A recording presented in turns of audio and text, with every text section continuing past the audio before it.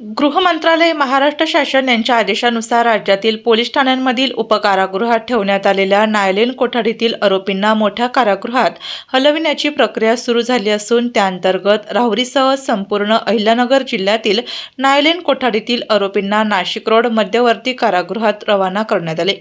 या निर्णयानुसार राहुरी पोलीस ठाण्यातील उपकारागृहात न्यायालयीन कोठडीत असलेल्या 26 पुरुष आणि 4 महिला अशा एकूण 30 आरोपींना सोमवार दिनांक 26 जुलै रोजी कडेकोट पोलीस बंदोबस्तात नाशिक रोड मध्यवर्ती कारागृहात पाठवण्यात आले। या कारवाई दरम्यान पोलीस निरीक्षक रवींद्र देशमुख यांच्या नेतृत्वाखाली चोख सुरक्षा व्यवस्था ठेवण्यात आली होती। आरोपींना घेऊन जाणाऱ्या विशेष वाहनासोबत सशस्त्र पोलीस तैनात करण्यात आले होते। तसेच पोलीस ठाण्याच्या परिसरात आरोपींना भेटण्यासाठी त्यांच्या नातेवाईकांनी मोठी गर्दी केली होती।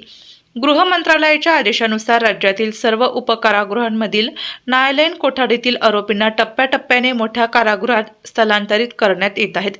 त्याचाच एक भाग म्हणून राहुरीसह अहिल्यानगर जिल्ह्यातील आरोपींना नाशिक रोड मध्यवर्ती कारागृहात हलवण्यात आले।